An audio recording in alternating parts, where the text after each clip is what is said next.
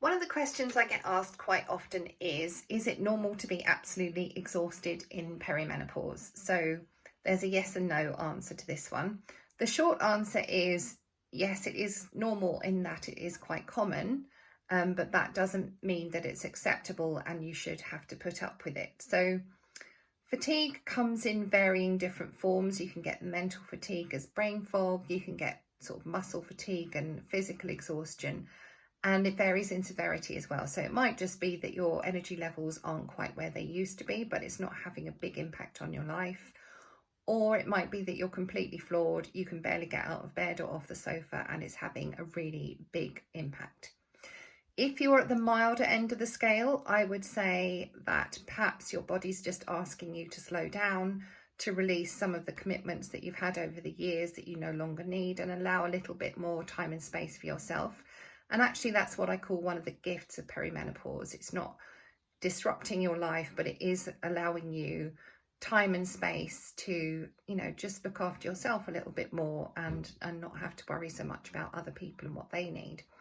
If you find that you are completely flawed, that is not acceptable and you need to do something about it. So I would suggest that you communicate how you're feeling to the people around you, whether it's your family or friends or employers, because they can't support you if they don't know that it's a problem. Also look at other ways that you can support your own energy levels. So things like planning, you kind of need to expect that sometimes your energy levels are going to dip, and perhaps you could batch cook and put stuff in the freezer for the days where you don't want to cook.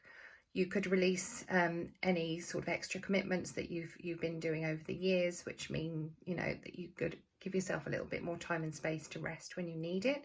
But also look at ways of nourishing your body really well, making sure that you're balancing your blood sugar, because that is quite a big factor when it comes to our energy levels in perimenopause. It's easy when you know how. So if you'd like more guidance on that, you could go to my website, which is at www.physichealth.uk. There is a brilliant home learning program called Rejuvenate on there, and one of the modules does cover fatigue and energy levels and everything you need to do to make sure that they are tip top. So if your energy levels are off the scale and you don't think self-care is going to be enough on its own, by all means take a look at my menopause rescue program. That's also at physichealth.uk website, and you're welcome to give me a call as well, and we can look at some ways forward for you. But please don't despair, it is fixable, and I've got plenty of patients that I've worked with over the years who've managed to get their energy levels back again. I'm Hannah from Physic Health Consulting. I hope that's helped, and I will see you again soon.